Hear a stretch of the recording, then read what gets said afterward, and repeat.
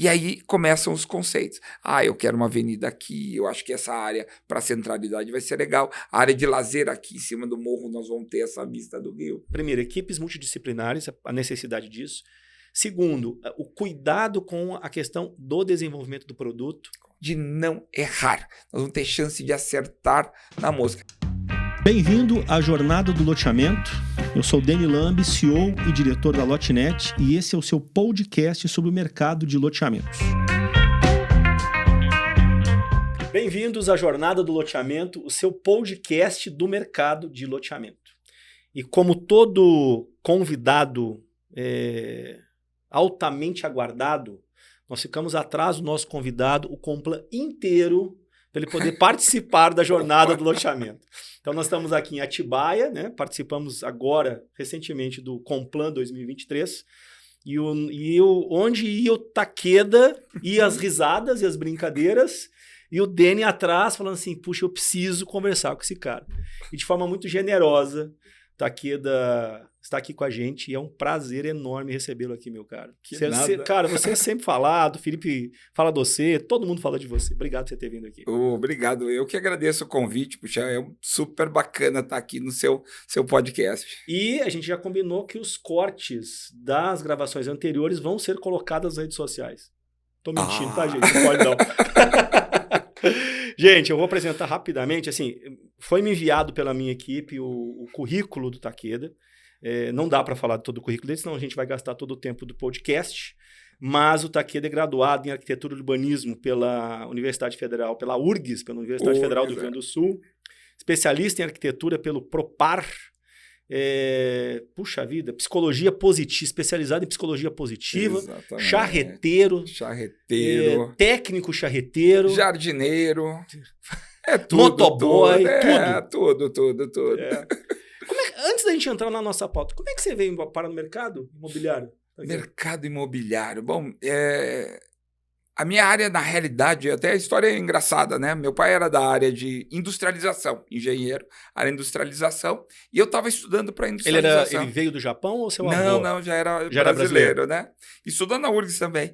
E aí, quando eu saí da faculdade, fiz especialização em habitação popular, em racionalização de habitação popular, o BNH, o antigo Minha Casa Minha Vida, fechou.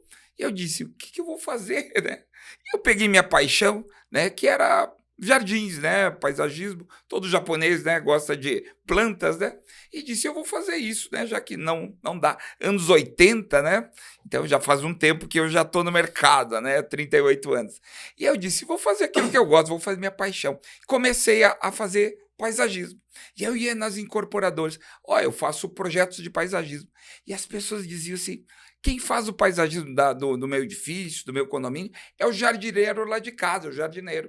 Eu disse, tá bom, vou ser jardineiro. Se o mercado contrata jardineiro, eu vou ser jardineiro. E é assim que comecei a minha vida na área imobiliária. Foi desde o começo, eu já comecei fazendo jardins para incorporações imobiliárias, e lá eu entregava um pequeno protótipo, um pequeno esboço, um projeto de como ficaria. E eles começaram a ver que isso dava muito resultado e que nosso trabalho não era só jardinismo, não era fazer projeto do jardim, mas era fazer toda a área externa, desde pórtico, né, da entrada, que é muito importante, da área de lazer, da área de estar. E aquilo foi encantando as pessoas, até chegar em call. Chegou em call. Quem não sabe o que é em call, né? Velho é fogo, né? Quem não sabe o que é Encol, era uma empresa gigantesca. No momento que não tinha financiamento, eles criaram um sistema de venda de imóveis e criaram empreendimentos em todo o Brasil. E chegou lá, olha, nossos arquitetos estão todos ocupados, o Benê, né, que eu dei palestra junto com o Benê, um abraço, Benê, meu mestre, o Burle Marx, que trabalhava para a Encol também, todos eles lotados de trabalho, porque a Encol era em todo o Brasil. Eles dizem, tem paisagista em Porto Alegre? E estava eu lá fazendo jardim, fazendo projetos para as incorporadoras. Tem um japonês lá. E a Encol me trouxe, né, para a empresa. Legal. E eu fiz o primeiro jardim, foi uma execução do jardim do Burle Marx. Aí eles viram todo o meu empenho e disseram, não quer fazer? Fizemos desde a área popular até a área de classe AA deles, né, os Maisons, e foi uma delícia trabalhar, porque aprendi muito. A Encol tinha um DNA de ensinar, de racionalização, de qualidade nos trabalhos, e aprendi muito com isso. Então, minha vida começou assim, diretamente com um problema. Então, eu digo, eu sou um resolutor de problemas, né? Se tem um problema, a gente vai buscar e resolver. E quando a Encol fechou, né, deu todo um problema, né, de governo, muita gente não gostava dessa predominância da Encol, que estava dominando todo o mercado, uma empresa de Brasília, né? Aí o pessoal ficou com ciúmes e deram um chega para lá na Encol e a coisa foi fantástica, porque todos os empreendedores viram como é importante a gente tratar as áreas externas do nosso empreendimento. E aí o paisagismo na nossa região realmente deu um boom nos empreendimentos imobiliários. Hoje a gente não imagina nenhuma incorporação sem um projeto de paisagismo, né? Então toda a questão hoje da biofilia, que é o amor à natureza, as pessoas ficaram muito trancadas na pandemia e hoje adoram a questão do verde, da natureza próximo de si. Então é bem bacana isso, que foi algo que naturalmente veio assim e que hoje é uma unanimidade, né? Todo empreendimento tem que ter o seu jardim. Mas você sabe que ainda a gente encontra loteadores que não se atentaram para a importância disso, tá, Taqueda? Você acredita? O Brasil é grande. É grande, né? O Brasil é grande. Não, mas eu percebo que até quando chega um novo player e entra com um produto bem pensado, bem resolvido, e aí o cara mais antigo ele acorda, né? E como é que... Gente, não era meu objetivo, não era tratar disso, mas a gente entrou nesse assunto e depois a gente vai trabalhar com uma coisa que eu realmente quero explorar o Taqueda, que são as charretes. Como é que hoje você consegue trazer esse sentimento do paisagismo quando o produto ainda não está pronto? O loteamento ainda está abrindo as ruas, ou seja, você não tem infraestrutura, você não tem nada, e você tem que propor um paisagismo para o empreendimento. Quais são as soluções práticas que você acredita que podem ser aplicadas por um loteador? Eu acho que assim, ó, antes de mais nada, aí vai a primeira dica de ouro, né, para a sua audiência. É que todo empreendimento, antes de ser lançado, ele tem que ter um conceito. Porque ele tem um cliente, né? Ele tem um cliente a ser abordado, tem um cliente a ser sensibilizado e é muito importante ter um conceito forte. Inclusive para se diferenciar dos outros empreendimentos que estão aí sendo lançados de uma forma, né, até muito primária, com coisas muito básicas. Então, ter um diferencial, ter um conceito que envolva não só o cenário do paisagismo, mas uma arquitetura bem feita, uma arquitetura de interiores, urbanismo preocupado com as visuais, com a qualidade de vida das pessoas, isso faz a diferença, né? Então, quando a gente é chamado para o empreendimento, primeira coisa, qual é o conceito? O que vocês querem chegar? Quem vocês querem sensibilizar? Esse é o princípio. Legal. Por isso a gente trabalha muito com uma técnica de tendências de comportamento. Como a gente trabalha mais de 200 cidades, 24 estados brasileiros, a gente tem uma preocupação muito grande em atender o cliente local.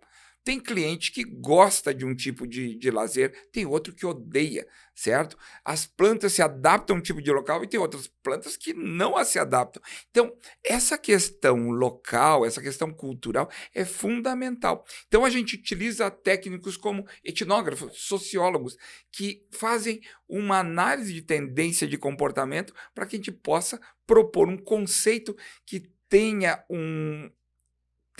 algo a ver com as pessoas. Faz sentido para o local, para as pessoas locais. E esse é um princípio que você ouviu no Coplan, né, que é o Congresso de Comunidades Planejadas da ADIT, né, que as pessoas estão muito centradas hoje, chegaram a essa conclusão, que o centro de todo o nosso trabalho é o homem, é o nosso cliente. É o nosso cliente, e esse trabalho de empatia, né, que a neuroarquitetura nos coloca, né, que é uma técnica que nós estudamos também, a influência da arquitetura, do urbanismo na mente das pessoas.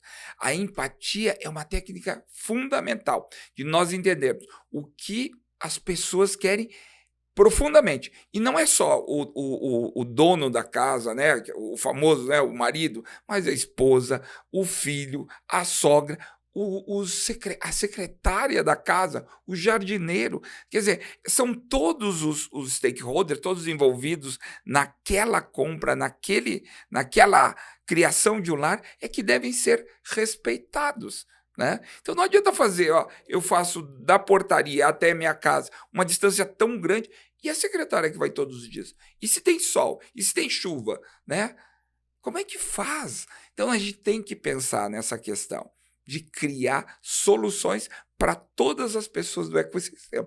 E isso é urbanismo de verdade. Que legal. Né? Muito legal, Takeda. E assim, é uma preocupação que a gente tem abordado em muitos episódios aqui do Jornada do Loteamento, que é o cuidado no desenvolvimento de produto. Né? Que se no momento que você tem esse nível de cuidado, os seus esforços no processo de vendas e de marketing, eles suavizam, né? Eles são muito menos arriscados quando você pensa num produto bem pensado. Ou seja, não tem mais espaço para pica-pica, né? De simplesmente cortar os lotes num terreno e vender terra, né? Exato. Dividir terreno é uma coisa que não existe mais, né? Chegavam com o facão lá e faziam dessa forma. E faziam mesmo, e faziam desse jeito. Daqui para cá, daqui para lá, e tá tudo bem. Hoje a gente faz locação das residências com topografia, né, georreferenciada. Para quê? Para não ter aquele problema, né, de um vizinho entrar no terreno do outro. A gente trabalha com concierge de condomínios para que as pessoas tenham um animador dentro do condomínio. É tudo voltado para as pessoas. E é essa preocupação que a gente tem na hora de projetar, na hora de propor um novo produto para uma região. Ele tem que estar em consonância com aquelas necessidades, e mais importante do que isso é ter todos os mecanismos, não materiais só, né, que é rua, calçada, terreno, paisagismo, árvore, mas é ter como a gente ativa aquele loteamento, como a gente ativa para que as pessoas sejam felizes, né? E aqui eu vou até falar um pouco do congresso que a gente já organiza, está na 3ª edição, que vai ser feito o ano que vem, que é o Congresso da Arquitetura da Felicidade. Né? Que é um congresso super bacana, que a gente estuda a neurociência voltada para a felicidade, voltada para o bem-estar. Então a gente pega todos os cientistas no mundo que estão estudando esse tema e a gente traz para a nossa sardinha, que são os empreendimentos imobiliários, os loteamentos para a cidade, e ver o que nós, tecnicamente, podemos fazer para melhorar as cidades e entender como o nosso cliente está percebendo esse espaço. Tem um grupo de pesquisa em Nova York que chama Happy City, né? Então, Cidade Feliz. Eles colocam sensores na cabeça dos pesquisadores ou de pessoas da experiência e fazem eles andarem pela cidade. Estão fazendo em Nova York, estão fazendo em Dubai. E aí, quando a cidade é um local interessante, tem muitas coisas interessantes, a cabeça começa a emitir sinais. E eles medem isso. E tem locais aborrecidos, que eles passam e não têm a mínima percepção de prazer. E eles começam a estudar o que é bom para nós projetarmos, o porquê que ele teve essa reação. Né? Então, olha só o nível de sofisticação que está chegando a questão da constituição de um produto imobiliário. Então, quando a gente tem todo esse ferramental, não usar é tolice. É tolice, me desculpe, né? E aqui, aí a curiosidade minha, e o que eles identificam que são os lugares que deixam as pessoas felizes? Quais são os elementos, de uma forma geral?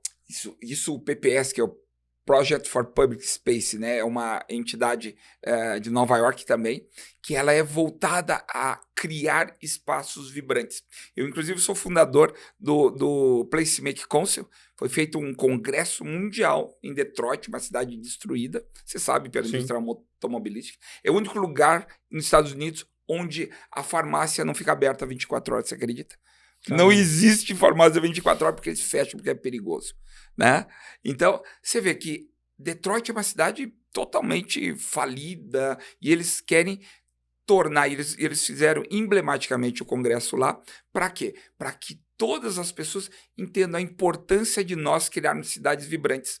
E como é criar cidades vibrantes? Exatamente vendo quais são as ações que a gente pode fazer para criar esse espaço onde tenha mais gente, onde tenha mais atividades, tenha mais vegetação, tenha menos carro, onde seja amigável ao pedestre, amigável às crianças. E eles começam a medir certas coisas. Quando tem meninas de 11 a 15 anos andando na rua, esse é um lugar extremamente seguro.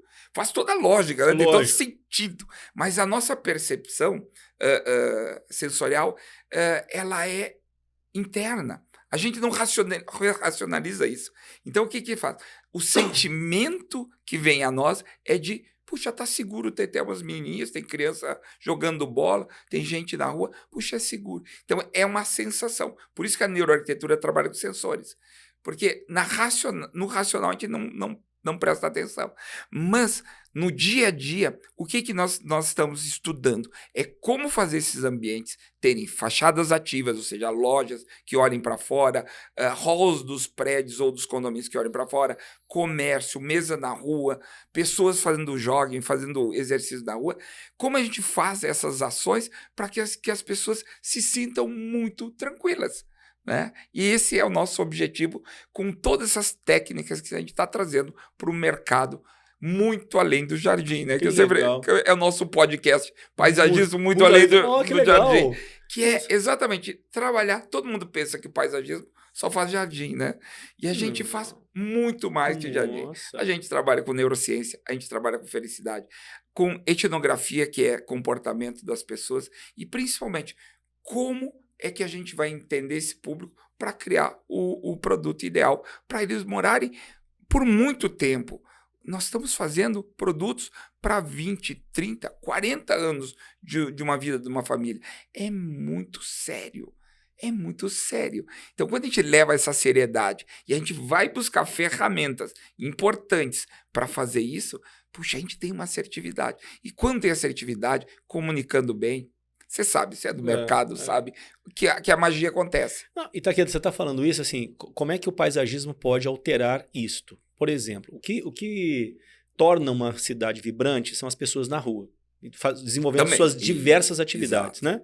Para você levar as pessoas para a rua, você tem que ter alguns elementos. Dentre eles, a questão de você equilibrar, não sei se a palavra equilibrar é correta, mas de alguma forma você fazer com que o clima seja... você proteja as pessoas. Por exemplo, você vai para um lugar que é muito quente ou muito frio. Você tem que pensar no paisagismo para que possa tornar aquilo mais agradável para a pessoa. Não é isso? Visualmente mais gostoso. Isso. Não é isso? Não existe uma fórmula, né? Não existe uma fórmula. Agora, existem elementos que são primordiais para cada estado, para cada local. Como o exemplo que eu dei no Coplan, né, do caso de Aracaju. O pessoal de Aracaju odeia andar na rua, porque é quente, a cidade não se preparou para isso, os prédios estão no alinhamento da rua, né, e 3 andares de estacionamento. Né? Então é um paredão, são paredões. Na neuroarquitetura a gente analisa paredões como canyons, ravinas, onde estão os predadores, estão observando a presa aqui. Então olha só como é a nossa cabeça. Quando a gente está passando por um bloco de edifícios, a gente está sentindo totalmente observado, ou seja, uma vítima. Né? Caramba! Então, é sensorial isso. É sensorial. É muito bacana isso tudo. E quando a gente se sente assim, a gente se sente ameaçado, a gente quer sair correndo daquele lugar. Então, o que a gente fez? Sombreou as calçadas, criando arborização e também marquises, criou um recuo para ter vegetação no recuo de jardim. E a gente tornou a passagem um grande jardim. Né? Então, baixando a escala, ele não está olhando mais aquela ravina, ele está vendo o quê? O espaço da rua. E nós criamos um jardim. Por isso ele sempre se chama Central Garden, né? Porque é um bairro jardim. Essa é a proposta, para fazer com que as pessoas que antigamente odiavam andar na área externa comecem a gostar, porque nós criamos a ambiência ideal para ele andar. Que legal. Quem quiser conhecer mais sobre esse projeto, acessa o quê? Pode acessar nosso site, takedadesign.com.br. takedadesign.com.br. E também pode entrar no Takeda Design, @takedadesign, e fazer uma pergunta para lá que a gente também pode conversar, marcar uma vídeo, marcar uma consultoria, que a gente sempre está aberto para isso. Show de bola. Takeda, vamos entrar então agora no assunto. Você vê? Opa! Esse é só o preâmbulo, pessoal. Esse é o preâmbulo, né? Vamos lá. Acho que vai ter 2 capítulos desse podcast aí. Episódio 1 e episódio 2, né? Muito bacana, muito bacana. Charrete. Nós estamos falando aqui toda essa introdução se dá com o objetivo de a gente pensar em produtos que são mais aderentes a um público-alvo, né? A uma tribo, né? E existe uma técnica, que na verdade a expressão é charrettes, não é isso? Charrettes. Que foi abrasileirada para charrete. Charrete, exato. Explica pra gente o conceito e depois a gente entra na técnica. E é bem importante, o Central Garden sofreu ou fez 2 charretes para chegar nesse objetivo, né? Porque eles também não sabiam como fazer. Então, o que é? A charrete, né, americana é uma metodologia de projeto acelerado e criativo em que junta todos os envolvidos no processo de decisão para se chegar a um produto, certo? Então, nos Estados Unidos existe muito charretes públicas e privadas. Então, na área pública, a municipalidade obriga, às vezes, algumas municipalidades a fazer um projeto colaborativo com toda a população para fazer uma praça, um parque, uma revitalização de uma rua, uma escola, até uma creche. E na área privada, eles fazem para bairros planejados, fazem para loteamentos, fazem para empreendimentos imobiliários, o quê? Junta o pessoal da venda, que é o ponto lá, é a ponta de toque no cliente, pessoal do marketing, o pessoal das obras, engenharia nunca é chamada para esse, né? A gente tem que viabilizar a obra. O pessoal da incorporação, os proprietários da área, o CEO da empresa, né? O proprietário da empresa, prefeitura, em corporações em que são muito grandes, são de bairros planejados, a gente chama os técnicos da prefeitura, chama a comunidade, chama empresários locais, possíveis clientes e fecha eles numa sala para desenhar o novo bairro, desenhar o novo produto imobiliário. E desse processo, né, que a charrete, vamos falar em português aqui, a charrete faz, a gente desenvolve um protótipo. A partir de todas as ideias, a gente vai afunilando, cria 2, 3 protótipos, vota quais são as melhores ideias, chega num protótipo final, numa ideia, uma ideação final com conceito, programas, melhores visuais, aproveitamento de vegetação existente, que, nossa, é uma coisa óbvia, mas muito poucos incorporadores fazem, é manter as árvores nativas no lugar, não cortem elas. Por favor, né? A gente já está com engenharia, a gente pensa na terraplenagem. Terraplenagem não se pensa depois de lançar o traçado, se pensa antes. Por quê? A gente tem que já levar em consideração o design em função da topografia, para não ter corte e aterro, né? E a gente economizando no projeto, o que a gente faz? A gente consegue entregar muito mais equipamentos de lazer. Então, dessa forma, o que a gente faz? Com que, através dessa reunião, chegue num protótipo e ideias para esse empreendimento, todas elas já com a preocupação de atender um público-alvo específico, e a partir daí nós fazemos um 3D muito, muito realista. E vídeos. Para quê? Para que a gente possa fazer um teste, né, com as pessoas, com os que participaram e com o público possível comprador, e nós termos as reais emoções deles, se aquilo realmente funcionou como nós propusemos ou não, para que a gente possa fazer o trabalho final depois. Que legal. É um processo muito bacana. E você estava falando, antes da gente entrar aqui na gravação, você estava falando de como o nosso mercado não entendeu a importância do protótipo, né? Exatamente. Explora um pouquinho para o pessoal entender esse seu conceito, que eu achei interessantíssimo. Essa questão do protótipo. A indústria automobilística faz, a bicicleta faz, a indústria de celular faz. Todos fazem. A indústria faz protótipo para quê? Para apanhar. Uma empresa que criou o Design Thinking, né, a IDEO, né, ela diz assim, tem o principal dela fala assim, um desenho vale mais que 1000 palavras, um protótipo vale mais que 1000 reuniões. Que Entende? legal. Porque você diz, eu quero vender hipoteticamente um loteamento, um condomínio que tem um lago. Isso é uma coisa. A imaginação do cliente vai ser qualquer uma. Agora, esse empreendimento tem este lago, que tem este trapiche, tem essa imagem e esse voo, né? Você vai ter essa visual e esse tipo de sensação. Porque nós vamos botar chafariz, nós vamos botar uma área para as crianças brincarem, nós vamos ter uma praia de areia, nós vamos ter cadeiras, nós vamos ter sombra, nós vamos ter uma tenda, nós vamos ter uma churrasqueira e algumas quadras de beach tennis, como o senhor está vendo aqui. É diferente a sensação, a percepção. E hoje, com a realidade virtual, nós conseguimos fazer isso com 3D realista. Ou seja, a pessoa pode entrar no ambiente e olhar para o lado, olhar para cima, olhar para baixo, ver os materiais. E chega a ponto até de alguns locais a gente poder até ter controle sobre algumas coisas, como tira a quadra, tira a cor, troca a cor da portaria. No momento que está tendo a visualização.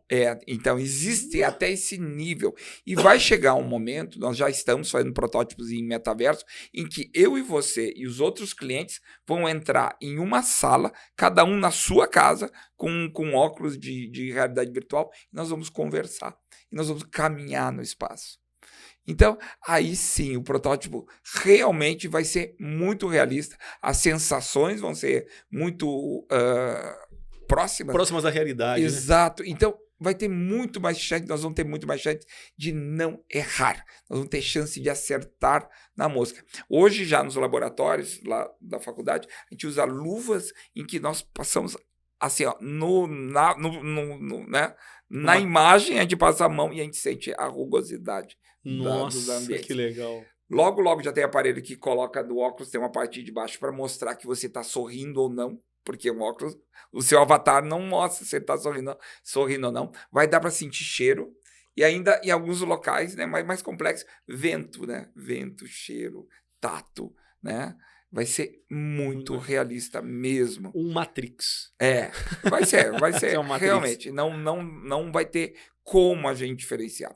E já estamos pensando, num segundo momento, você que é da área comercial também, é fazer isso para que os moradores e compradores já comecem a viver nas áreas, as áreas comuns dos seus empreendimentos, construam as suas casas como o seu arquiteto projetou e eles possam receber seus amigos e vizinhos para conversar na sua casa. Toda essa tecnologia a gente já tem. E é só usar. Caramba. Não, então, tá indo muito rápido. E isso tem muito a ver com a questão de nós prototiparmos, né? Esse poder do protótipo nos economiza muito tempo, certo? Para fazer com que o cliente analise de uma forma verdadeira o que a gente está projetando. Você tinha comentado, né, que assim, algum loteador, algum empreendedor pode dizer assim, isso é muito caro, não é para mim, etc. Caro, na verdade, é errar o produto, né? Uau. Isso é caríssimo, né? Aí realmente é um problema, né? Um erro de 10% de estoque é um fracasso de um empreendimento. Entendeu? Criar 10%, começa a pagar condomínio disso, 10% é um sucesso de ver, 90% foi vendido. Entende? Então, um erro é fatal. Um erro é fatal. A gente tem que fazer empreendimentos que vendam tudo. Entende? E que deixem muita vontade de todos aqueles que ficaram de fora fazer uma lista para comprar o próximo. Entende? Então, nós não temos mais margem para amadorismo no nosso mercado, né? E tudo isso que a gente está falando de inteligência, de realidade virtual, inteligência artificial, tudo isso não é uma coisa do futuro. Isso é uma coisa do presente. Quem não se adaptar, alguns podem estar assustados, talvez, né? Dizendo, uau, o que dá? As grandes empresas estão usando isso. Vocês vão esperar que elas coloquem no mercado aquilo que elas estão usando hoje? Ou vocês vão contra-atacar com aquilo que o mercado tem? Entende? A gente não pode falar o que a gente está fazendo para todo mundo. Mas a gente pode estar falando que as empresas estão usando. Sim. Né? Então, qual é a assertividade de uma empresa que utiliza a prototipação e que não utiliza a prototipação? Né? É fácil de ver. Lógico. Então, você pode ver problemas, desde problema de obra, a engenharia pode ver, puxa, ali não vai funcionar. Problemas práticos, né? De até chegar, puxa, aqui vai ser perigoso para minha criança. Sabe, alertar antes do acidente. O pessoal do marketing dizer, uau, isso aqui ficou muito bacana, vamos botar um nome para esse ambiente. E o pessoal das vendas disse, nossa, eu quero trazer todo mundo para esse cantinho aqui e daqui mostrar para eles o empreendimento. Vamos fazer uma torre que mais alto a gente vai ver melhor. Muito melhor. No digital é muito mais fácil. É barato errar no digital, certo? No desenho, no papel. Sabe, agora errar na prática é muito caro. É verdade. É muito caro. E qual que é a técnica? Tá aqui, assim, existe um processo que tem que ser seguido. Sim, não é uma isso? metodologia. Metodologia. Então, quem está nos assistindo, qual que é o primeiro passo? Qual que ele tem que fazer de um modo geral aí, dos processos? Então, vamos tirar o medo, né? Talvez falando aqui muito de coisas muito modernas, né? O público pode dizer, uai, o que é isso? Não é para mim, Não né? é para mim isso. Não. Primeira coisa, o workshop são de pessoas. As ferramentas que a gente usa, como isso aí é detalhe. O importante é a metodologia. Isso meu professor me ensinou, né? Voltei a estudar, pessoal, né? Porque eu estava ficando para trás. Você está estudando o quê? Aqui. Eu tô no mestrado da Faculdade de Arquitetura da Universidade de Lisboa, fazendo design de interação, que é exatamente isso, que trabalha a jornada do cliente. É o que você fala, jornada do loteador. Jornada do cliente. A gente acompanha a jornada do cliente na utilização de alguma coisa. Alguns estão fazendo para bicicleta, alguns estão fazendo para programas de computador, outro para jogos e outros para cidade e para residência. No meu caso, eu estou estudando para charrete mesmo. Como fazer charretes em que essas ferramentas possam ajudar na interação e na jornada do cliente antes de ele comprar o imóvel, antes de o empreendedor definir qual é o produto que ele vai fazer, certo? Então, todas essas tecnologias são só ferramentas. Agora, a metodologia charrete existe no tempo do papel. E nós fazemos charrete com papel, pessoal, não é no 3D. O 3D é só uma ferramenta de apresentação. A gente apresenta no papel, a gente desenha no papel, a gente desenha com todo mundo trabalhando, inclusive pessoas que não são arquitetos, desenhando o que elas gostariam. Então o processo é, primeiro, uma pesquisa profunda da realidade, do mercado, do terreno, vendo quais são os pontos mais bacanas, visuais mais interessantes, a gente visita o terreno, a gente entrevista a área comercial, né, o pessoal dos corretores, o pessoal das imobiliárias, a gente entrevista possíveis clientes, ao pessoal do marketing da incorporação e principalmente o dono da empresa. É muito importante que o dono participe. Não existe forma de fazer uma charrete se não existe um posicionamento do proprietário, certo? Então, quando isso acontece, aí todos se envolvem. E não tem, assim, como a gente não ter um resultado muito mais realista quando a gente coloca todo mundo numa sala e em 2, 3 dias desenha exaustivamente, a gente trabalha no processo de desenho desse produto, né? Porque todos vão estar ali, foco, e cada um com a sua expertise. A engenharia na economia, na execuibilidade, o pessoal da venda, como que eu vou vender isso aqui, o pessoal do marketing, que história eu vou contar, o pessoal da incorporação, como vai funcionar.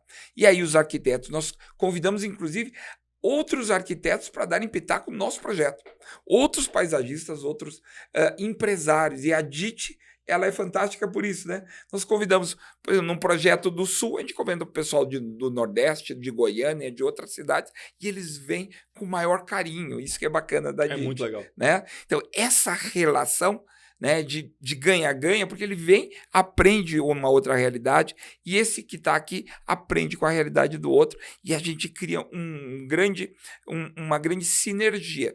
E todos ficam muito impressionados com isso. Mas como é que você organiza? Eu vou usar uma expressão chula aqui. Como é que você organiza essa bagunça?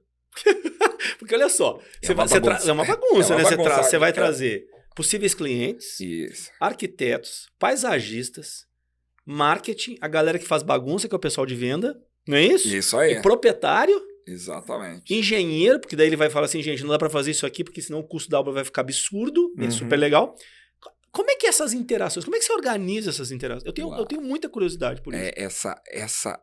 Essa já é uma técnica nossa. A gente tropicalizou a nossa charrete americana, que é totalmente... Que o americano tem, imagino que Ele seja faz mais... 7 dias completos. 7 dias? Completos! Né? Você nunca para uma empresa 7 dias completos. A gente consegue parar 3 horas num dia, 3 horas no outro, né? 2 horas no outro. São coisas. E reuniões específicas. Então, primeira coisa é essa. Segunda coisa, sempre vai existir um medo do colaborador falando algo que é contrário ao dono da empresa, né?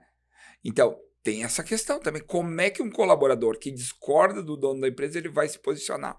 Então, nosso workshop é todo anônimo e online. Ou seja, a gente consegue fazer ela com pessoas que estão na sala, com pessoas que estão fora da sala, que são na sua casa ou em outro estado. E a gente consegue trazer especialistas de uma forma muito econômica, só alugando ou nos cedendo a sua hora. Então, a gente consegue, primeiro, uma enormidade de consultores para o nosso projeto, né? De um preço relativamente baixo, às vezes até gratuito. Eu diria, na maior parte das vezes gratuito, né? Por gentileza. E segundo, é que a gente não cria um constrangimento daqueles, né, que são funcionários da empresa ou colaboradores a, inclusive, divergir do chefe. Isso é muito bom, né? E faz com que o conjunto das ideias, como ele vai sendo desenvolvido por ondas, eles vão afunilando em decisões e o proprietário ele tende a entender o processo de uma forma muito mais holística, certo? E a gente consegue chegar... Olha, nunca chegamos assim a algo tão diferente, mas quando a gente chega, a gente cria 2 protótipos e no fim bate martelo não, certo? Mas geralmente é um protótipo só, é uma solução que se adequa àquela pergunta inicial. Por isso que o mais importante é a pergunta inicial. Que tipo de empreendimento a gente quer para qual cliente? Entendi. E aí o pessoal entra nessas, vamos imaginar, nesses 2, 3 dias de reuniões, esses 2, 3 dias de reuniões são virtuais, entra todo mundo. Ou virtuais ou ao vivo. Ou melhor, ao vivo. Ao né? vivo, é presencial. Presencial, todo mundo na mesa, vendo as palestras, vendo os inputs, te traz muito input. Então, para empreendimentos como esse, se faz isso aqui, tem esses cases, e traz pessoas, arquitetos que apresentam seus cases. Então, é muito rico, é quase um Coplan, né? Mas focado para aquele produto. E eles vão recebendo aquilo e a gente vai fazendo questionários, né? Depois faz essa interação, todo mundo respondendo. Então, se tem 40 pessoas na sala, sai 40 ideias por cada 10 segundos. Ou seja, no final de cada palestra que aborda um assunto, existe um questionário para cada uma dessas pessoas. Exatamente. Nossa. Então, a quantidade de ideias, são centenas de ideias que saem, né? E todas elas a gente pede que coloque imagens, então é muito visual, não tem que nem ler as ideias, certo? É o máximo um título e a ideia. E aquele conjunto de ideias a gente consegue parametrizar, ou seja, consegue dar um ranking para ela, para ver quais as que repetem mais. Então não tem o proprietário um voto. Entendeu? Então ele começa a ver assim, uau, né, eu estou errado, alguma coisa está acontecendo. Porque ele está vendo online o que está acontecendo. Né? Porque todo mundo sai na tela, assim, todas as propostas. A gente passa o outro, sai todas as ideias.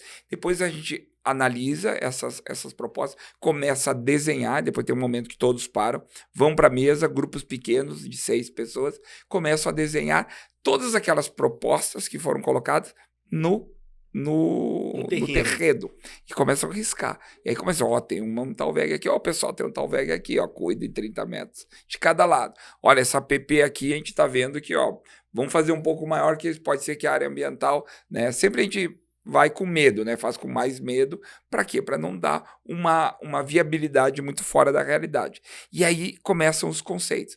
Eu quero uma avenida aqui, eu acho que essa área para centralidade vai ser legal. A área de lazer aqui em cima do morro, nós vamos ter essa vista do rio, né? Então, cada um tem seu argumento para fazer seu projeto. E desses argumentos, depois, eles apresentam para todos os outros e isso enriquece todos os outros em cada rodada. Então é muito, muito fantástico as ideias que saem. E aquela ideia que sai às vezes da moça do cafezinho, né? A gente sempre fala, né? A boa ideia pode sair de qualquer lado. Não tem que vir, né? Normalmente é assim. Porque quando a gente faz análises, quando a gente pega algum produto que já foi lançado, que o loteador nos contrata para dar uma outra arrancada de vendas, né? Eu costumo dizer que tem a parte positiva de você tocar uma manutenção, porque os clientes que compraram, eles deixam rastros. Rastros são informações dos clientes, né? Então, são informações disponíveis nos sistemas do loteador, né? Quem comprou, bairro, profissão, renda, idade, estado civil, etc. Mas quando você faz uma qualitativa, em que você senta e verdadeiramente escuta o cliente, que é isso, né? Escutar e ouvir, né? É diferente, né? Assim, de você absorver, você consegue ter os inputs, você consegue ter as ideias para você falar, cara, já entendi. As pessoas estão comprando esse produto por causa desse viés. Eu preciso enaltecer isso. Então, assim, é importante.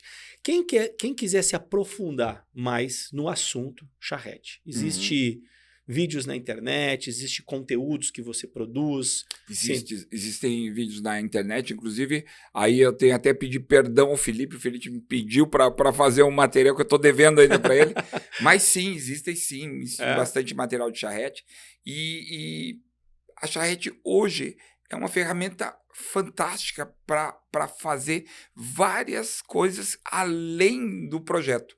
Olha só, já teve empresas que fizeram uma charrete para ver quais eram os problemas de comunicação de vendas com a área de vendas do seu empreendimento. E a gente chegou que o problema era a comunicação. Chegamos pro diretor, o que é seu empreendimento? Ele deu um conceito longo. Aí o outro diretor, o que é seu empreendimento? Outro, você que vende, qual é o conceito? Nenhum sabia. Acertou. Nenhum sabia. Não tinha uma coisa central, um objeto assim, dizer, esse empreendimento é um empreendimento que nós estamos fazendo por isso. Nem eles sabiam como é que eles vão fazer com que o mercado entenda o que é o produto deles. E a gente fez uma charrete e falou, temos que criar uma frase curta de o que é esse empreendimento, né? E nós chegamos numa charrete, entende? Tem coisas muito interessantes, porque o que nós fazemos? Um processo de se chegar num consenso, né? Num consenso, trazendo muitos inputs externos, então a gente traz muitos inputs externos, pessoas que vão falar do seu empreendimento, vão dizer por que está acontecendo isso, né? Porque sempre a pessoa que vê de fora vê de uma forma mais clara, né? Quem está no meio do furacão não vê. Então, a charrete ele é um instrumento muito bacana para esse tipo de trabalho, para empreendimentos imobiliários e também para áreas urbanas públicas também. Para ter uma ideia, a gente já fez de parques, o Grande Parque de Goiânia, Parque do Cerrado, a Praça Central de Anápolis, né, a Praça Bom Jesus. Fizemos um parque logo chegada da ponte em Florianópolis. Cidades inteiras, né, a gente já fizemos de Belo Horizonte, de Manaus, da Baixada Fluminense, vários bairros também, e até da área metropolitana do Rio de Janeiro. Essa foi a mais inusitada que a gente fez da área pública. O governo do estado nos convidou para fazer uma charrete com as prefeituras, porque ela não conseguia reunir as prefeituras. E o Jaime Lerner precisava de um output, né, de entender, de ouvir. E isso fazia um item importante, né? Porque senão o Banco Mundial não financia, né, o projeto. Eu quero ouvir as prefeituras. E eles não conseguiam fazer. Eu disse, deixa comigo. Né? E nós conseguimos fazer. Tirei as prefeituras, os técnicos, da área metropolitana do Rio, nós fomos para Teresópolis, disse, aluga o hotel, 2 dias eu tiro. Tiramos mais de 1.000 ideias das 23 prefeituras do Rio de Janeiro. Sem nenhuma briga, sem nenhum confronto político. Assim, as matizes totalmente diferentes, políticas, se debruçaram e uniram as mãos e dizer, vamos melhorar a nossa área metropolitana. Todos colaboraram. Que legal. Foi fantástico. Foi uma experiência, para mim, mágica. Assim. Takeda, e aí, vamos pegar esse exemplo. Você pegou 1.000 ideias. Qual caminho a ser seguido? Bom, mas aí tem um... Nós Existe temos uma o linha. Jaime Lerner, aí nós temos o Jaime Lerner. Aí nós fizemos o relatório das ideias, sem nenhum tipo de filtro, e dizemos, fizeram tantos grupos, esse é o relatório, e nós entregamos o Jaime Lerner, porque ali ele era o grande mestre, né, que estava vendo o que as prefeituras... Era um dos inputs do projeto, né? Então ali nós não... Mas numa não charrete, então, que não temos um Jaime Lerner, que aí pegou pesado, né? Sim, Que é realmente quem está orquestrando um cara que não tem discussão. Exato. Mas nós estamos fazendo uma charrete e tem diversas ideias. Costuma convergir para um objetivo todo mundo? Ou você pega, às vezes, coisas que são completamente distantes, assim, distintas? Isso, a gente faz essa divisão em grupos de projetos, e geralmente sai 5, 6 projetos de uma sala. Olha só, sai 5 ou 6 propostas, e muitas com pontos coincidentes, alguns com os pontos que não são coincidentes. E a gente começa a juntar o que é bom de cada um. Legal. E começa a juntar. E é natural. Uau, eu vou colocar aquela ideia no meu projeto, essa ideia no meu projeto. E eles começam a refazer, até chegar num denominador comum. Às vezes, um ou dois, quando são muito radicalmente. E a comunidade costuma ajudar? A comunidade, quando é um projeto privado, a gente não chama comunidade. Não chama comunidade. No máximo, um prospect muito próximo, um amigo, alguém que tem interesse em comprar, né? Mas aí não, aí tem que ser. Inclusive, os corretores não participam dessa área, porque não são. Aí nós vamos falar de segredo de família. Lógico. Nós vamos falar de estratégia de ativação, porque a gente não se... a gente não faz só uma charrete da estruturação do bairro ou do loteamento, o que precisa em termos de atividades. A gente também pensa como é que a gente ativa essa área. Então, quais são as ações que nós podemos fazer para, no processo, até fazer o lançamento, essa área já ser conhecida. Placemaking. E a gente faz ainda o trabalho de storytelling. Qual história a gente vai contar para a gente lançar esse empreendimento? E muitas vezes já sai o nome do empreendimento desse workshop. Central Garden saiu do workshop Charrete. É? O Central Garden. É impressionante. Muito legal. Foi a essência, né? Nós vamos criar um bairro que é um grande jardim que Aracaju não tem. Geralmente, as pessoas vêm porque com dores de não ter resolvido um problema ou de não ter uma solução para algum bairro, né? Então, a gente vê que ainda as charretes vêm aparecendo sabe, quase que jogou a toalha e ele vem chamar a gente. Mas depois que o produto já está pronto? Às vezes, depois de ele já ter testado o produto, já ter desenhado, e ele tem que redesenhar tudo. Olha só o gasto que as pessoas fazem. Né? Eu não sabia, assim. Então, o cara já desenvolveu o projeto. Que já estava pronto para lançar. Já estava pronto, já passou pela prefeitura, Já passou pela prefeitura. Inclusive, tem projetos que já estão há 10 anos na prefeitura, né? Como uma que a gente fez da MRV, que ele estava tão desatualizado que nós fizemos todo um trabalho de gentilezas urbanas, revitalização das áreas de paisagismo, que melhorou e atualizou o projeto de 10 anos. Nesse caso, não podia mudar o urbanismo, o traçado das ruas. Mas tem casos em que a gente até consegue mudar o traçado das ruas, porque são projetos antigos. O processo é longo. Mas o que eu tenho que falar é que não deixe seu projeto chegar nesse ponto. Quantos anos você vai gastar, né, em fazer um projeto que não está adequado ao seu público final e você vai perder tempo, né? Porque fazer um projeto, aprovar um projeto e depois chegar 5 anos depois, quando ele está aprovado, e que ele não é um bom produto, realmente, quantas vezes chegou em você isso? Hein? Essa é a chave que eu quero falar. Não deixe, não seja irresponsável na saída, no lançamento do seu produto. Essa pressa não te leva a nada. A pressa de desenhar, aprovar, não leva a nada. Saia já com o projeto de uma forma muito bem estruturada, para que você não tenha esse arrependimento que é muito caro. E depois reaprovar, pode ser que leve, talvez não 5 anos, mas os bons 3 anos. Quanto que o mercado, né, já vai estar preenchido porque você não se atentou em lançar bem seu produto. Faz sentido isso que eu estou falando? Totalmente. Né? É porque isso que está aparecendo na nossa frente. Pessoas sabe o que eu acho que é legal demais? Se arrependendo. Pois é, o que é legal demais? Assim, o que a gente tem escutado no Jornada do Loteamento, eles se encontram. Assim, o que eu tenho escutado muito nessa temporada? A questão da necessidade de você ter times multidisciplinares para trabalhar. Então, assim, e eu estou feliz porque eu estou vendo os loteadores contratando a Lotinet e outras empresas muito antes do processo de lançamento. Então, eu sento na mesa e discuto o projeto. Eu falo, eu já estou entendendo que existe uma possibilidade de faseamento aqui. Então, poxa, vamos fazer o desenho de uma forma que eu consiga fazer o faseamento, mas que o equipamento principal, que é o meu principal argumento de venda, não esteja na segunda etapa. Esteja por exemplo, né? Então, assim, primeiro, equipes multidisciplinares, a necessidade disso. Segundo, o cuidado com a questão do desenvolvimento do produto. Muito. E para que essa pressa? Para que essa pressa? Assim, acelera o processo. Claro que eu acho que o empreendedor ele tem esse ímpeto de senso de urgência, da realização, top, mas isso tem que ser equilibrado com esse pensamento estratégico de falar assim, eu tenho que entregar um produto para o mercado que faça sentido para o mercado, senão não adianta, eu vou apressar o problema, eu vou colocar um produto no mercado que não vai vender, não vai ser comercializado, que não faz sentido.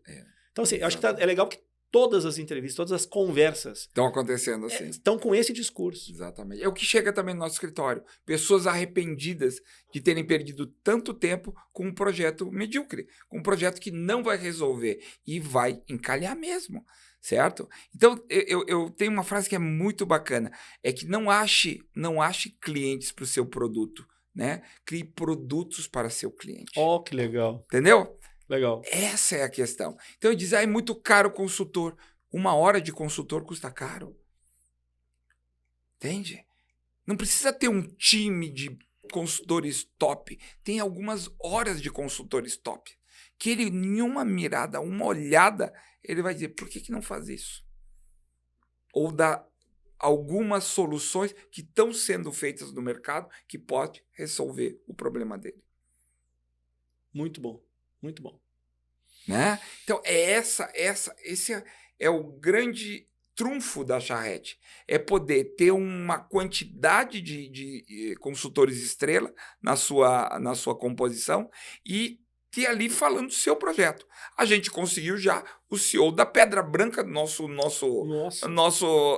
charrete. Já muitas vezes o Felipe participou da nossa charrete. Entende? Quanto custaria, né, ter um CEO de uma empresa? Sempre a gente convida um diretor, um CEO de uma outra empresa para colaborar, porque ele também está muito interessado em ver problemas de outras empresas. Então, mostra seu case, quais são as dores, porque nessas apresentações ele não mostra aquilo que ele mostra para a empresa, ele mostra o que deu errado. E é isso que nós queremos. E quanto que custa isso, hein, Taqueda? Imagina. Essa conversa de bastidores que a gente faz com ele, ter a possibilidade de perguntar para ele, foi sempre assim a questão de segurança do Pedra Branca, por exemplo? Ele disse, não. Na primeira instância, a gente fechou os muros aqui, e aí eles começaram a saltar. E quando a gente abriu e chamou eles para ter programas de esporte lá dentro, abriu os muros e começou a interagir com a comunidade em torno, toda a segurança fez diferença, porque trouxe pertencimento. Esse lugar é de vocês também. Sejam bem-vindos. Eu acho que quando eu fui numa visita técnica lá na cidade de Pedra Branca, eu estou só pensando se foi lá mesmo, que a gente foi recebido por ele. Então, um cara, eu esqueci o nome, mas é um cara brilhante, cara novo, né? Sim, da família, foi preparado para isso. Foi preparado. Um cara brilhante.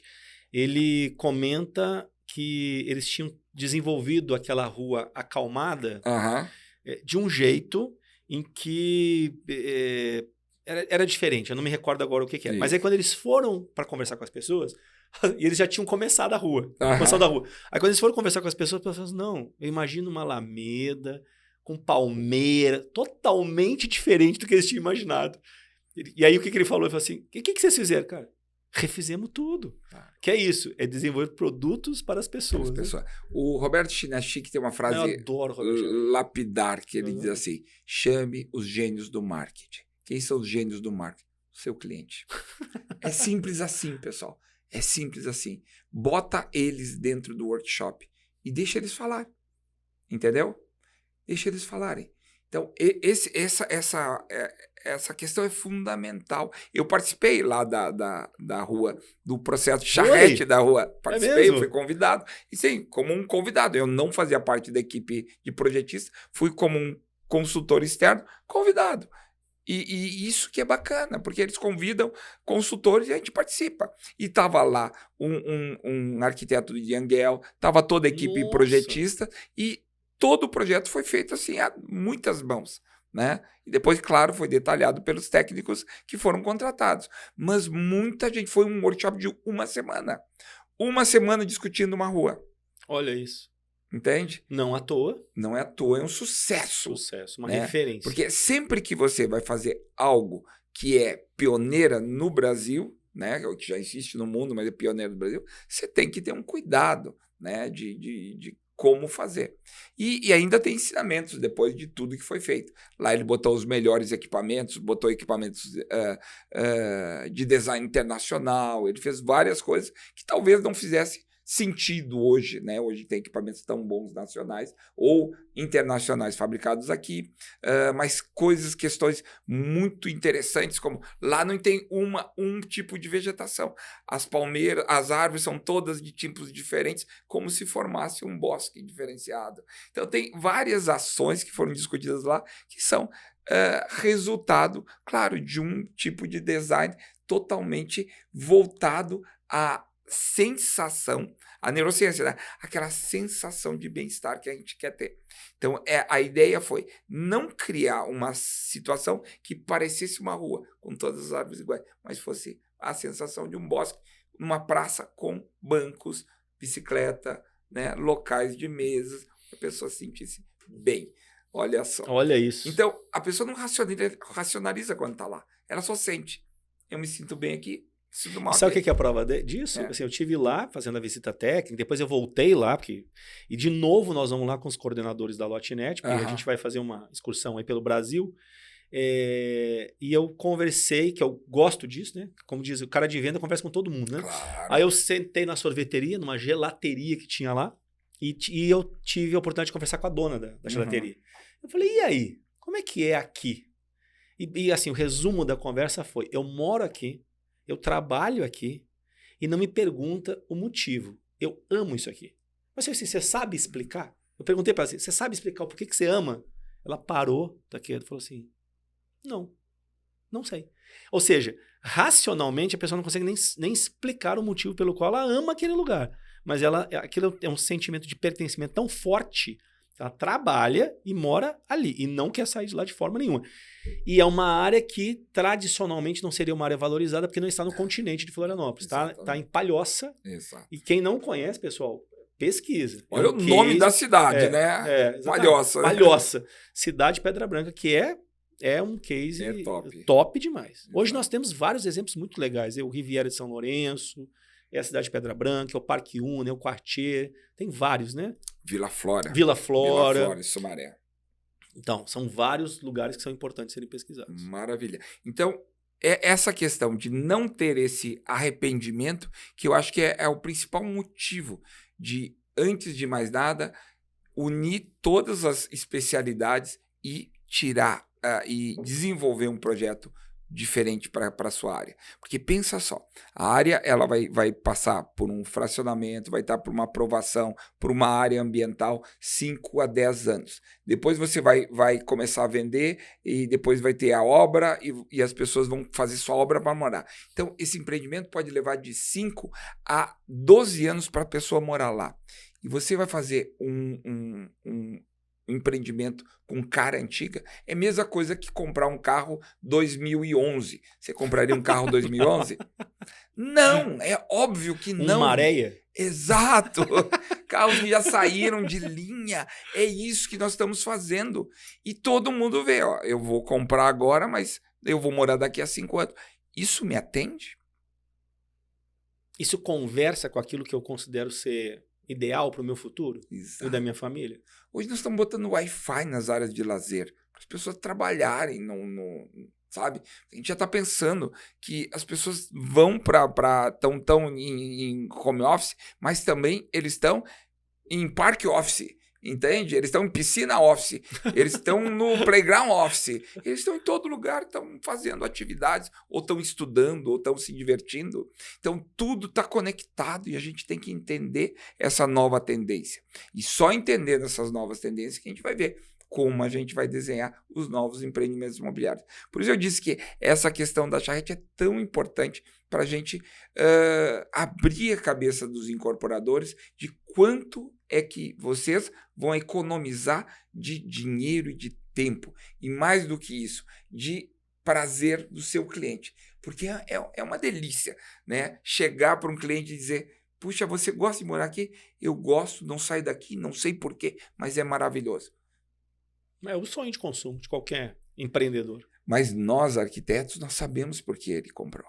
Porque a gente participou da idealização, a gente sabe o segredo, cada detalhe que foi feito, cada curva, cada traço, né? E esse conjunto de emoções que são criadas, seja lá de emoções culturais, né? De que ele está num local que lembre algo da infância dele, né? Ou algo que tenha a ver com a biofilia, com curvas e tem a ver com natureza, elementos naturais. Então, são todas questões que nossa mente lê, mas não necessariamente racionaliza, que é essa resposta dessa senhora. Mas nós, arquitetos, temos esse domínio, né, de saber. Corretores têm, pessoal do mercado, pessoal de marketing, estuda isso, o neuromarketing, né? E são essas técnicas que nós temos que colocar dentro dos empreendimentos. Legal. Eu escutei, você com certeza vai me dar o dado mais correto, assim, certo? Mas, salvo engano, quando uma pessoa bate o olho e ela identifica o belo, ela identifica isso em 3 segundos, 5 segundos, né? Milésimas. E ela repudia o feio. Então, ela consegue entrar e ela identifica e aquilo faz com que ela tenha sensações que são muito mais agradáveis, muito mais positivas. Convidativas, positivas, que é a questão da psicologia positiva. O dado é o seguinte, é bem claro, tá? Nós temos um cérebro rápido e um cérebro devagar, né? E o cérebro racional, ele é o lento, né? Ele não racionaliza. O que vê é o cérebro mais instintivo, aquele mais primitivo. Por quê? Porque em milésimo segundo eu tenho que identificar se você é um inimigo, é amigo ou é um neutro. Para quê? Para lutar ou fugir. Então, essa identificação é em milésimos de segundos, porque isso podia representar uma diferença de corrida, uma diferença de pegar uma arma e eu me defender. Então, isso é instintivo, isso está no nosso DNA. E todo mundo faz. Tanto que você vê uma pessoa, você já analisa de cima a baixo que roupa está usando. Essa pessoa é uma pessoa rica, uma pessoa, né? Será que ela é confiável? São os julgamentos, né? Os julgamentos direto, né? Por quê? E isso não é uma coisa... é uma coisa instintiva, não é racional. Você já sai com esse tipo de coisa. Mesma coisa são os ambientes. Você chega no ambiente, é perigoso ou é amigável? Então, por isso existem técnicas como wayfinding. Você tem que sempre estar os locais de saída. Se eu não sei se eu posso sair daqui, eu não me sinto bem estar nesse lugar, porque eu não sei onde é a porta de saída. Eu não sei por onde eu saio se, sabe, incendiar, né? Isso é neuroarquitetura na veia. E tem questões de locais onde tem ponta, perigo, também já deixa... A gente não sabe porque se sente mal, mas não gosta. Porque alguém pode se machucar. Se tem criança, pior ainda, né? Nossa, se tem seu filho, pior ainda. Então, tá entendendo que são várias técnicas envoltas na questão de percepção. E essas percepções é que a gente já sabia instintivamente e que hoje a academia está estudando.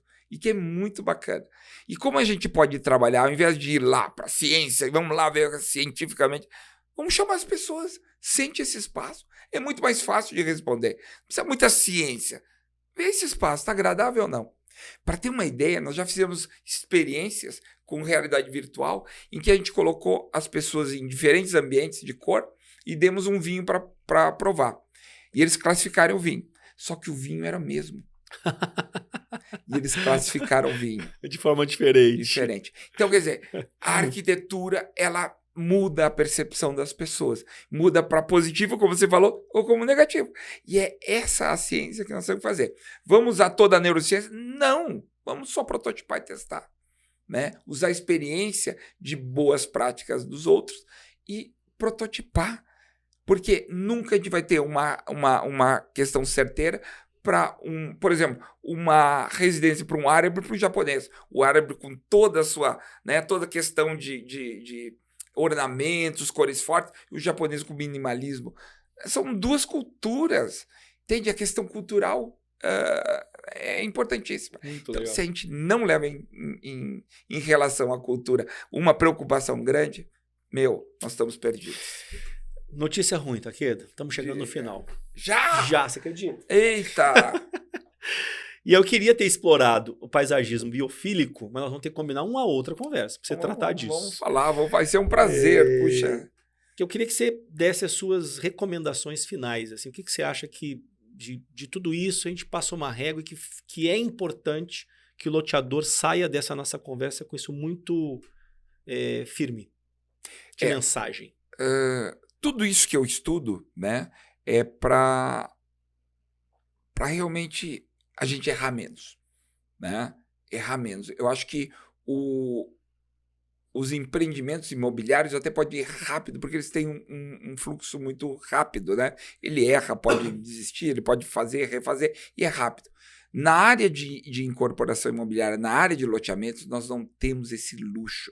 Então, por isso, pensem melhor no seu produto. Tem que investir mais tempo, tecnologia e consultoria nos seus produtos. Isso vai economizar muita dor de cabeça na hora da venda, na hora do vamos ver, né? E por isso, e é só por isso que alguns empreendimentos que se preocupam com isso têm sucesso estrondoso e outros têm um fracasso estrondoso. E às vezes um está na frente do outro. É verdade. Um está na frente do outro. Tá? E esse case eu vou contar no próximo, tá? Porque tem em Goiânia um prédio feito por paulistas e outro por goianos, na frente do outro. Vamos tocar. Você quer comentar agora? Isso. É um prédio que foi feito por uma empresa paulista, outra por uma empresa goiana.